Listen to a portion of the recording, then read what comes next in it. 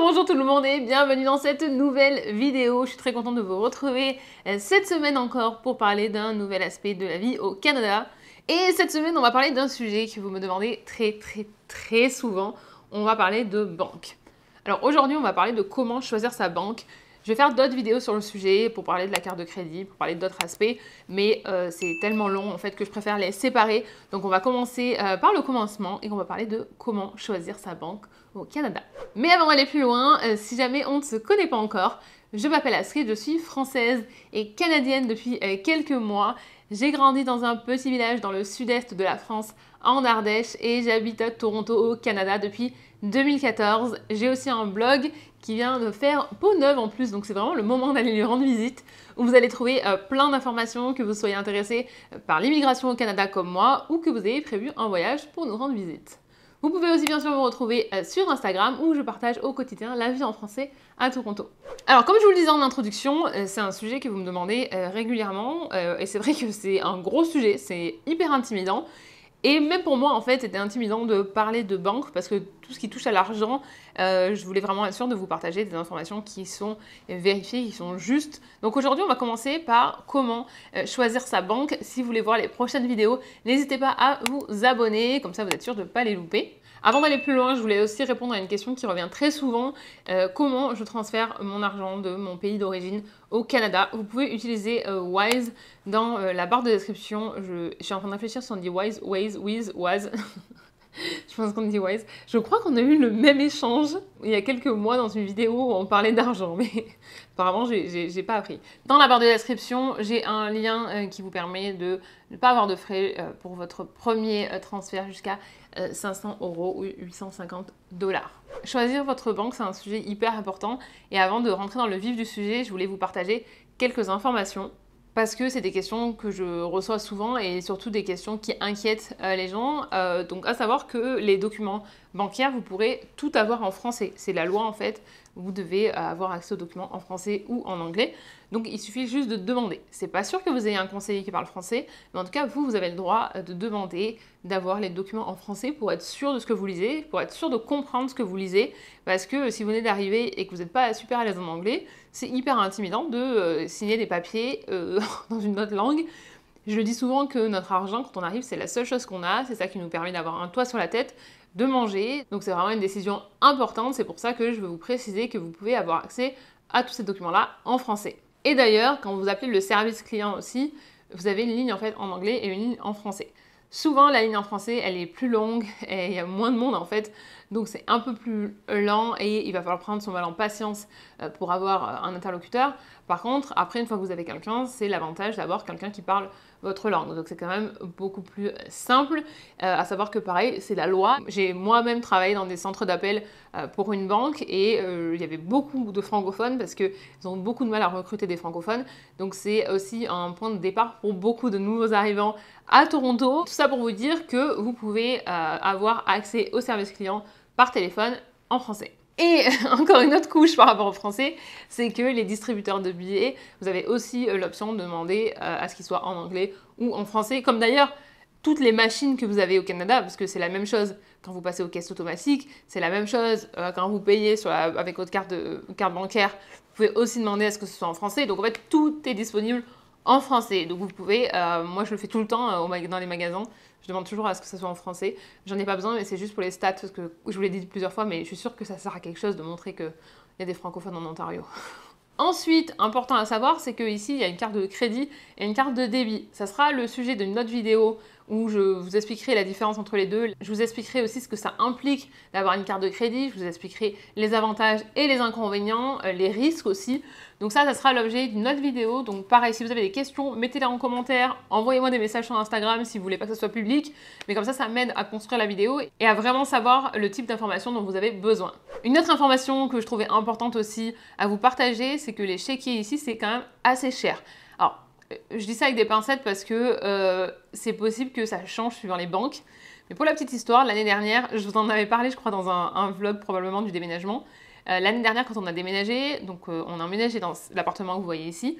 Et avant ça, j'habitais toute seule et j'avais 2 chéquiers, mais vraiment depuis 2017 probablement, parce que j'avais dû en avoir besoin pour louer la salle Oui, la salle des fêtes de mon anniversaire ou peut-être pour mon appartement, je sais plus. Bref, l'année dernière, on nous demande des chèques pour cet appartement-là et impossible de remettre la main dessus. Je me dis, bon, bah, c'est pas grave, je vais en commander des nouveaux.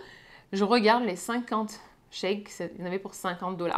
Donc je me suis dit que j'allais chercher un petit peu mieux et en cherchant un petit peu mieux, je les ai trouvés. Donc vraiment, il fallait pas beaucoup forcer, hein. Mais c'est pour vous dire que c'est quand même assez cher. Donc je sais pas du tout combien ça coûte en France. D'ailleurs, je sais même pas si on les facture en France parce que j'ai l'impression que je les ai jamais payés. Mais peut-être que c'était des frais qui étaient pris ailleurs et que j'ai pas fait attention. Mais en tout cas, voilà, c'est quelque chose d'important à savoir, c'est que ça coûte cher. Donc placez-les dans un endroit où vous les retrouvez facilement, pas comme moi.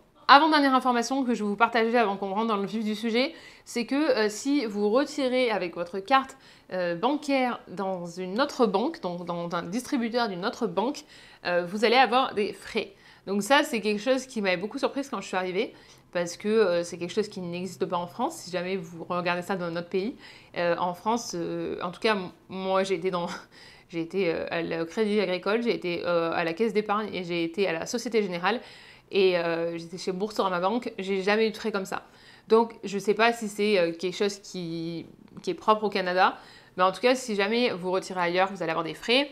Si vous retirez aussi dans les petits ATM, je vais vous mettre une image ici pour vous montrer à quoi ça ressemble. Par exemple, il y en a à Saint-Laurence-Market le samedi matin pour le marché, vous en avez un dans un coin, vous en avez dans les bars, vous en avez aussi dans les petites Super S. C'est voilà, pour avoir de la monnaie facilement. Mais à chaque fois, ils vont vous demander des frais. Et en général, c'est 3 $. Donc ça, même si vous venez en tant que visiteur, vous allez aussi avoir ces frais-là, même si votre banque, elle vous a mis une option internationale et que vous n'avez pas de frais à l'international. Donc vaut mieux retirer quand vous êtes en voyage dans une banque avec qui votre banque a des accords et si vous habitez ici, dans votre banque à vous. Et pour terminer, la dernière info, j'en avais parlé dans ma vidéo il y a quelques mois sur l'argent au Canada. D'ailleurs, si ça vous intéresse, je vous mettrai le lien dans la barre de description. Je vous partageais des informations à connaître sur l'argent au Canada. Ici, on va vous parler de e-transfert ou de Interac. En fait, c'est des transferts d'argent que vous pouvez faire facilement entre comptes. L'exemple tout simple, ce matin, j'ai vendu une chaise et la personne m'a fait un Interac. Donc, ça veut dire que en lui donnant soit mon adresse mail, soit mon numéro de téléphone, à partir de son application de banque ou du site internet, elle peut mettre en tant que bénéficiaire, mettre le montant, peut mettre une question secrète et là, la réponse, en fait, elle va me la donner. Et moi, quand je vais recevoir, il va falloir que je réponde avec la question secrète pour pouvoir avoir l'argent. Le cas où on ne vous demandera pas de question secrète, c'est si la personne à qui vous envoyez de l'argent a auto-déposite. Donc ça veut dire que l'argent est déposé directement sans besoin de vérification. Que moi, je reçois un email qui me dit blablabla, vous envoyez tant. Vous cliquez, ça ouvre l'application de votre banque et ça vous mettez sur le compte que vous avez choisi. Vous répondez à la question, vous mettez accepter et l'argent est automatiquement mis sur votre compte. Ici, c'est beaucoup plus rapide. J'en avais parlé aussi dans cette vidéo-là. Mais par exemple, quand vous déposez un chèque, le temps que vous soyez ressorti de la banque, c'est déjà sur votre compte en fait. Donc c'est vraiment beaucoup plus rapide que ce que j'avais pu connaître en France. Rentrons dans le vif du sujet et on va parler déjà, pour commencer, des banques qui existent au Canada. Je vais lire ma liste pour être sûr que je ne vous dis pas n'importe quoi. Mais vous avez les 5 plus grosses, c'est celles qui sont les 5 historiques, on va dire. Vous avez Scotiabank, donc la banque de Nouvelle-Écosse. Je vais vous mettre la traduction à chaque fois. Et même le nom en entier pour celle où c'est juste des initiales. RBC, donc RBC, suivant comment vous voulez le dire. Royal Bank of Canada, Banque Royale du Canada. CIBC, c'est Canadian Imperial Bank of Commerce, Banque Canadienne Impériale de Commerce. J'avoue que ça, en fait, CIBC, je le connais depuis que je suis... Enfin, je n'ai jamais été chez eux, mais c'est un nom que je connais depuis toujours. Je ne savais pas du tout ce que ça voulait dire avant que je prépare cette vidéo. Donc, vous voyez, moi aussi, j'apprends des choses. TD, c'est Toronto Dominion Bank, donc Banque Toronto Dominion. Et BMO, c'est Bank of Montreal, Banque de Montréal. Je suis pas sûre qu'on avait besoin de la traduction pour tous, mais j'avais tout préparé, donc je voulais être sûre de tout vous partager. Donc ça, c'est les banques historiques, on va dire. Ça, c'est les plus grosses. Si vous baladez à Toronto, vous allez les voir. Il y a des grands bâtiments Les bâtiments TD, c'est les bâtiments noirs qui sont sur B et sur King.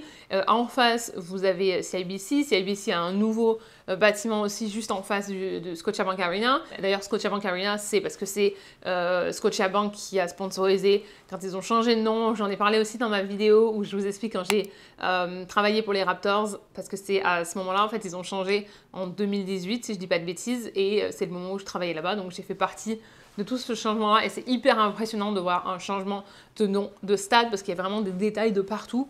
Bref, c'est pas le sujet, mais en tout cas, si vous allez dans Financial District, sur B et King, vous allez voir qu'il y a toutes les banques, et ces banques-là, elles sont toutes représentées dans ce coin-là.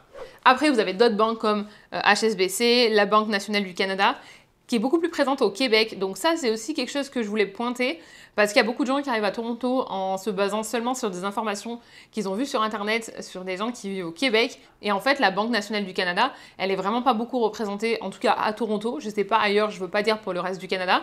Donc, on va voir dans les... Après, je vais vous donner le détail de comment choisir sa banque, mais faites attention aussi parce que ça veut dire que si vous vous basez sur des gens qui sont au Québec, vous allez avoir des choses qui ne correspondent pas forcément à la vie à Toronto et qui ne sont peut-être pas pratiques dans votre quotidien. Vous avez aussi des banques en ligne. La plus connue, c'est Tangerine. C'est d'ailleurs celle qui sponsorise tous les vélos depuis cette année, les vélos de la ville de Toronto. C'est aussi la banque officielle des Raptors, donc vous verrez aussi ça pendant les matchs si jamais vous y allez. Ça, c'est la plus connue. Après, vous avez EQ Bank, j'imagine que c'est EQ Bank. Et vous avez aussi Stamply Financial. Les deux dernières, je vous avoue que j'en avais jamais entendu parler avant de préparer cette vidéo, mais c'est le top 3 qui ressortait. Tangerine, je l'ai vu partout, c'est très très connu, mais je voulais vous partager les 3 noms, comme ça vous pouvez faire vos recherches de votre côté. Tout ça, je vais vous le mettre aussi sur le blog si jamais vous voulez plutôt un visuel et quelque chose que vous pouvez imprimer, vous pouvez faire vous pouvez surligner tout ça, mais surtout je vous mettrai beaucoup plus de noms de banques, tous ceux que j'ai trouvés, comme ça vous pourrez avoir une bonne base de recherche. Bon, maintenant que vous avez les noms de toutes les banques, quelles questions il faut se poser quand on choisit sa banque au Canada? La première question qu'il va falloir vous poser, et j'ai déjà abordé un petit peu le sujet avant, c'est est-ce que cette banque a des agences dans la ville où je vis? Donc c'est l'exemple que je vous donnais avec les banques qui sont plus présentes au Québec, mais qui ne sont pas vraiment présentes en dehors du Québec. Ça, c'est quelque chose vraiment où faire attention parce que ça veut dire que vous ne pourrez jamais aller sur place, ça veut dire que vous n'aurez pas forcément de distributeur, donc vous allez avoir des frais en plus. Donc ça, c'est vraiment les premières choses à regarder, c'est savoir s'ils ont des agences et des distributeurs dans votre ville ou dans votre quartier. Donc ça, déjà, ça va vous en éliminer un paquet parce qu'il y en a beaucoup qui n'en ont pas. Alors, si jamais c'est des banques en ligne, regardez les accords qu'ils ont avec quelle banque vous pouvez retirer sans frais. Mais vraiment, le premier conseil que je donne toujours quand on me demande au sujet de la banque, c'est regarder s'ils ont des agences et des distributeurs dans votre ville ou dans votre quartier. Ensuite, quand vous avez identifié les banques qui répondent à ce premier critère, regardez les offres nouveaux arrivants. Parce qu'il y a beaucoup de banques qui proposent un pack nouvel arrivant où vous allez pouvoir avoir, par exemple, une exonération de frais pour la première année. Ou peut-être pour la deuxième carte si jamais vous avez un conjoint avec votre partenaire.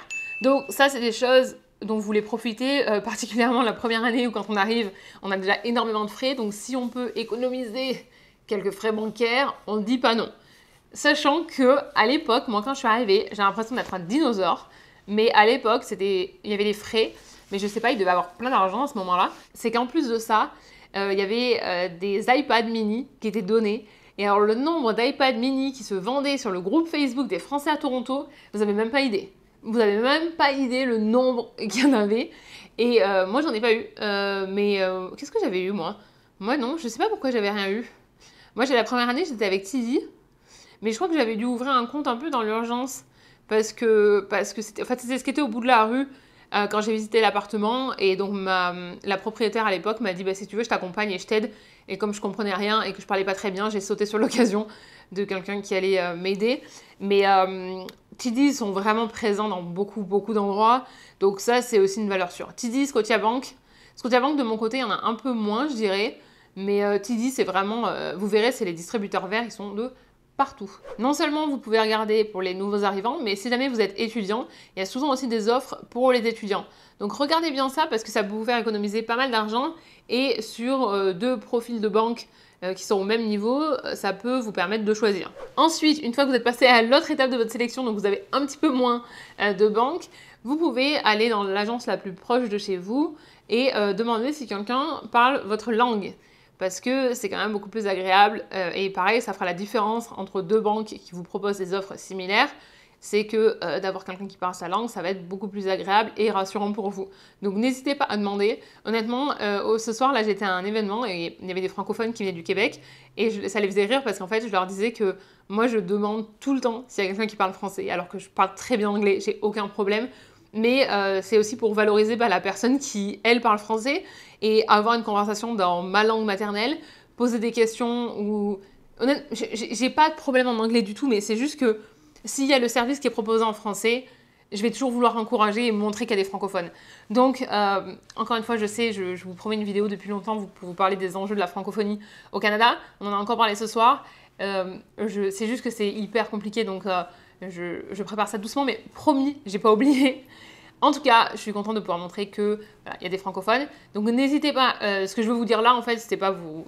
Je pris plein de détours, mais ce que je voulais dire, c'est que quand on arrive, on a l'impression, en fait, que le fait qu'on parle pas bien anglais, c'est la seule chose qu'on voit. On a l'impression que le fait de demander en français, ça va montrer que on n'est pas à l'aise. Donc c'est sûr que de se mettre dans des situations comme ça où on déborde pas la confiance en soi, ça fait jamais du bien. Et là, si je vous le dis, c'est pour vous dire que même moi, après 9 ans au Canada, j'ai un anglais qui est vraiment très très bon. Honnêtement, je suis hyper fière. Je parle anglais toute la journée. Par rapport au niveau que j'avais quand je suis arrivée, je pensais pas qu'un jour je parlerais aussi bien anglais. Et je demande encore à ce que les gens me parlent en français s'il y a l'option. Donc, ce que je veux vous dire, c'est qu'il faut pas se sentir gêné parce que même des années après, moi je le fais pas parce que c'est plus confortable, mais parce que j'ai envie de montrer qu'on est là. Donc la raison, elle est différente. Mais au final, de l'autre côté, ils ne voient pas si moi je demande parce que je ne comprends pas ou si je demande parce que j'ai envie de montrer qu'on est là. Donc voilà, juste je veux vous déculpabiliser et vous faire sentir mieux en vous disant c'est pas grave de demander à être aidé dans votre langue en fait. Et vous allez remarquer aussi qu'il y a beaucoup d'autres langues qui sont parlées certaines fois dans des magasins ou dans... J'arrive pas à retrouver où je l'ai vu, mais je l'ai vu plein de fois où les gens sur leur badge, ils vont voir les langues qu'ils parlent. Dans l'avion, j'ai entendu plusieurs fois où ils disent, voilà, on parle anglais et français parce que c'est obligatoire pour les vols ici, enfin quand c'est Air Canada par exemple. Mais ils vont dire on parle aussi cette langue, parce que dans l'équipe qu'ils ont, il y a des personnes qui parlent différentes langues, et donc ils le précisent parce que ça peut aider plusieurs personnes. Donc voilà, il ne faut vraiment pas avoir de gêne à ce niveau-là. C'est quelque chose qui est assez courant, parce qu'encore une fois, il y a 50% de la population à Toronto qui n'est pas née au Canada, donc les histoires de langue, ils sont plutôt habitués, et ils sont plutôt bienveillants avec ça. Et pour terminer sur ce point-là, si jamais l'agence vous dit non, on n'a personne qui parle français, mais que c'est une banque qui vous intéresse, vous pouvez leur demander s'ils peuvent faire une recherche, savoir s'il n'y a pas une des agences un petit peu plus loin, dans ce quartier-là, qui a quelqu'un qui parle français. Ça, c'est aussi une option. Vraiment, j'ai envie de vous dire, ici, vous pouvez poser toutes les questions du moment où vous êtes respectueux. On ne va pas vous envoyer promener, on ne va pas avoir l'impression que vous abusez. Si vous demandez juste, voilà, est-ce que vous avez quelqu'un... dans une des agences aux alentours qui parle français parce que je serais plus à l'aise, on va rien vous dire en fait. Donc vraiment, foncez si ça vous fait vous sentir plus à l'aise. L'autre point que j'ai noté, c'est de comparer les frais. Donc les frais quand vous retirez dans un distributeur qui n'est pas votre banque, mais aussi les frais si vous faites un Interac. Moi par exemple c'est gratuit, mais j'ai déjà entendu des gens où c'était payant. Donc ça, c'est aussi à demander. Connaître les frais de gestion, connaître les frais pour le chéquier, connaître les frais si jamais vous payez ou vous retirez à l'étranger. Des fois, il y a des accords avec les États-Unis. Donc, des fois, j'avais ça chez Tidy, je crois. J'avais un compte qui était un compte US et je pouvais mettre de l'argent et payer avec. Et comme ça, j'avais pas de change, je crois. Enfin, je perdais pas au change. Ça, c'est à vérifier parce que ça date d'il y a aussi 9 ans.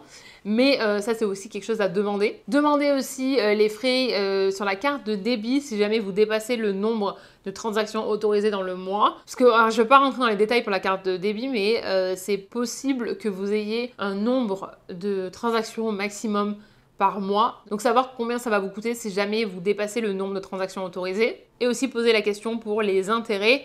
Comme ça, vous avez une image globale de ce qu'on vous propose. Parce que c'est vrai qu'au premier abord, honnêtement, je vous dis ça aujourd'hui, mais moi, j'ai pas du tout posé toutes ces questions. Je vous en ai déjà parlé dans des vlogs, mais je me suis vraiment intéressée à ma banque il y a 2 ans et demi, je crois. parce que je comprenais pas tout, parce que c'était hyper intimidant, parce que même en France, je m'étais pas autant intéressée, alors que maintenant, j'ai mon compte pour la retraite, j'ai mon compte pour investir, j'ai mon compte de trucs de côté. Donc en fait, j'ai beaucoup plus conscience de ce que je fais avec mon argent, et je trouve que ça nous redonne un peu le pouvoir aussi, parce que souvent, c'est très très flou ce qui se passe dans une banque. Donc moi, d'avoir passé beaucoup de temps avec mon banquier, qui est génial, il parle pas français, mais il est vraiment bien, et il m'a vraiment expliqué beaucoup de choses. J'ai des pages dans mon iPad où il prenait des notes, il m'expliquait, il me faisait des dessins et tout. Et d'ailleurs, c'était un des points que j'ai mis après, mais c'était aussi de voir comment vous vous sentez avec la personne qui vous reçoit, comment vous êtes reçu dans la banque, comment ça se passe avec l'interlocuteur que vous avez. Parce que par exemple, la première fois que j'ai eu, donc pas ce banquier-là, mais la banquière que j'avais avant, qui était aussi géniale, elle m'a pas du tout mis la pression quand j'ai voulu lui poser des questions, en fait, comment je mets de côté, parce que ça, les premières années, c'est pas forcément une question que j'avais parce que j'avais pas d'argent. Mais après, quand on commence à être un peu plus stable, je dis, bon, qu'est-ce que je fais, où je le mets, et d'avoir quelqu'un qui m'a fait des schémas, qui m'a tout expliqué, et à qui j'ai dit, ok, est-ce que je peux prendre une semaine pour réfléchir et je reviens. On prévoit le rendez-vous pour la semaine prochaine, je viens, il n'y a pas de problème, c'est juste que j'ai besoin de prendre du temps pour faire mes propres recherches. Il y a une chaîne YouTube d'ailleurs que je vais vous partager, c'est en anglais, mais c'est un couple qui est à Toronto et qui explique tout sur la finance. Il y a plein de trucs que j'ai compris grâce à eux, donc je vous le mettrai aussi dans la barre de description. C'est Dan et Steph, il me semble. Et donc ça va aussi beaucoup vous aider parce que moi j'ai tapé les mots en fait qu'elle me donnait sur YouTube pour voir ce que les gens disaient. J'ai tapé sur Google parce qu'il y a beaucoup de choses qu'elle m'avait expliquées, mais en fait quand vous êtes dans un rendez-vous, ça passe vite, il y a tellement d'informations, donc de reprendre les choses après vous-même à la maison, je trouve que c'est beaucoup plus simple et même plus sain que de se sentir avoir la pression pour ouvrir un compte ou pour ouvrir un autre compte ou pour prendre une carte de crédit, enfin voilà. L'autre point que je l'avais noté, c'était de faire vos recherches pour voir les avis clients, donc regarder un petit peu ce que les gens en pensent. Alors attention à prendre avec des pincettes aussi, parce qu'on sait que souvent les gens qui sont pas contents font plus de bruit que les gens qui sont contents, mais n'hésitez pas à demander des avis aussi sur les groupes Facebook, des gens qui sont déjà à Toronto. Moi par exemple, je vais vous dire que TD et Scotiabank, moi j'en ai toujours été super content, j'ai jamais eu de problème. Après voilà, je suis pas sûre qu'il y ait une banque qui soit mieux que l'autre. Ce qui va vraiment faire la différence, c'est le conseiller que vous allez avoir en face de vous et les intérêts que vous pouvez négocier si jamais par exemple vous voulez acheter. Après, je ne suis pas banquière, donc ne prenez pas mes conseils pour, comme c'était un professionnel, mais je pense que l'expérience, elle est vraiment différente si vous avez la bonne personne en face de vous. Et ensuite, le dernier point que j'ai noté, c'est savoir s'ils vont vous donner une carte de crédit tout de suite. Comme je vous ai dit, on ne va pas rentrer dans le détail ici, mais c'est possible que vous ne puissiez pas avoir de carte de crédit tout de suite quand vous ouvrez votre compte. La première année, je n'avais pas pu en avoir. La deuxième année, quand je suis revenue, je l'ai eu tout de suite. Après, le montant maximum, c'était de 500 $ par exemple. Et après, ça augmente quand vous montrez que vous êtes un bon payeur et que vous savez vous servir de votre carte de crédit. Ça, je sais que là, j'en ai perdu la moitié, mais c'est quelque chose qu'on verra plus tard. Ce que je veux vraiment mettre en avant, c'est de leur demander si vous allez pouvoir avoir une carte de crédit parce que ça va vous aider pour certaines choses. Donc, c'est mieux si vous pouvez l'avoir dès le début. Mais c'est pas grave si vous pouvez pas l'avoir dès le début. Moi, la première année, je l'ai passé sans carte de crédit. Il y a plein de gens qui commencent sans carte de crédit. Donc, ça dépend vraiment de la personne que vous allez avoir en face de vous. Parce que ça, il n'y a pas de règle en fait, parce qu'il y a des gens qui ont aucun problème pour l'avoir et il y a des gens qui galèrent. Donc, je peux pas vous dire faites ci, faites ça. C'est vraiment au petit bonheur la chance. Donc du coup, je vous souhaite bonne chance pour ça. Et si jamais vous voulez nous partager votre expérience dans les commentaires, nous expliquer par exemple après combien de temps vous avez eu une carte de crédit ou n'importe quel conseil qui peut aider d'autres personnes, n'hésitez pas. Et on arrive à la fin de cette vidéo. J'espère que ça vous aura aidé et ça aura un petit peu éclairci ce brouillard qui est la recherche de banque et la prise de décision surtout, parce que comme je vous disais, c'est hyper intimidant et je le comprends tout à fait. N'ayez pas peur en fait de prendre votre temps aussi. Je sais que quand on arrive, c'est une des choses qu'on veut faire en premier parce que c'est ça qui va nous permettre de déplacer notre argent, c'est ça qui va nous permettre d'être payé si jamais on a déjà un emploi. Donc vraiment, je vous invite à faire des recherches en amont. Je vous invite à partager cette vidéo avec d'autres personnes qui vont déménager au Canada, même si ce n'est pas tout de suite. Ça peut les aider d'avoir déjà un petit peu une idée. Je vous invite bien sûr à vous abonner, ça me fait plaisir de vous compter parmi nous. Je vous invite aussi à me suivre sur Instagram pour voir un petit peu Toronto tous les jours, puis comme ça on peut papoter en direct. Je vous remercie d'avoir passé ce moment avec moi. Je vous souhaite une excellente journée, une excellente soirée ou une excellente nuit où que vous soyez dans le monde et je vous dis à mercredi pour la prochaine vidéo.